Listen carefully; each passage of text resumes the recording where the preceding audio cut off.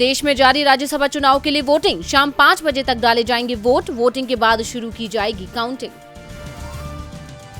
राज्यसभा चुनाव के चलते कर्नाटक में घमासान। पूर्व मुख्यमंत्री कुमारस्वामी का दावा, जेडीएस के विधायकों ने की क्रॉस वोटिंग। राज्य की 4 सीटों के लिए हो रहे हैं चुनाव। राजस्थान राज्यसभा चुनाव में भी बीजेपी को लगा झटका। फेल होते दिखे सभी समीकरण। बीजेपी विधायक ने कांग्रेस को दिया वोट। हरियाणा में निर्दलीय एमएलए बिगाड़ेंगे समीकरण। निर्दलीय विधायक बलराज कुंडू ने कहा, मैं कार्तिकेय शर्मा या किसी उम्मीदवार को नहीं दूंगा वोट और रहूंगा गैर हाजिर। हाई कोर्ट से भी नवाब मलिक को नहीं मिली राहत। राज्यसभा चुनाव में नहीं डाल पाए वोट। मांगी थी 1 दिन की जमानत। इससे पहले पीएमएलए कोर्ट ने खारिज की थी याचिका। राष्ट्रपति चुनाव को लेकर सरगर्मियां तेज। विपक्ष एकजुट होकर उतारेगा कॉमन कैंडिडेट। शुरू हो चुकी है तैयारी। दिल्ली की जामा मस्जिद के बाहर प्रदर्शन। नुपुर शर्मा के खिलाफ नारेबाजी। जुमे की नमाज के बाद तेज हुआ प्रदर्शन। जुमे की नमाज को लेकर कानपुर में हाई अलर्ट पर पुलिस। धारा 144 की गई लागू। संवेदनशील जिलों में ड्रोन से हो रही निगरानी।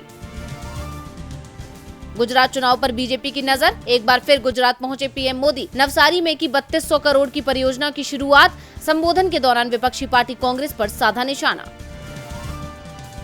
कोरोना फिर बढ़ा रहा अपना प्रकोप। देश में पिछले 24 घंटे में कोरोना के 7584 केस आए सामने। महाराष्ट्र केरल में हालात ज्यादा खराब। पैगंबर मोहम्मद पर विवादित टिप्पणी करने वाले नुपुर शर्मा के बचाव में उतरे डच सांसद गीट विल्डर्स। बोले, भीड़ को किसी को जान से मारने की धमकी देने का हक नहीं और भारत को इस्लामिक देशों के दबाव में आकर माफी मांगने की भी जरूरत नहीं। तालिबान ने अफगान मॉडल अजमल हकीकी और उनके 3 साथियों को किया गिरफ्तार। इस्लाम और कुरान का अपमान करने का लगाया आरोप। पाकिस्तान के कराची में अज्ञात लोगों की हिंदू मंदिर में की तोड़फोड़ पर भारतीय विदेश मंत्रालय ने दी कड़ी प्रतिक्रिया। विदेश मंत्रालय के प्रवक्ता अरिंदम बागची ने कहा, पाकिस्तान अपने यहाँ धार्मिक अल्पसंख्यकों की सुरक्षा सुनिश्चित करे। रूस और यूक्रेन के बीच जंग जारी। जेलेंस्की ने रूस को संयुक्त राष्ट्र की कृषि एजेंसी से निष्कासित करने का किया आह्वान।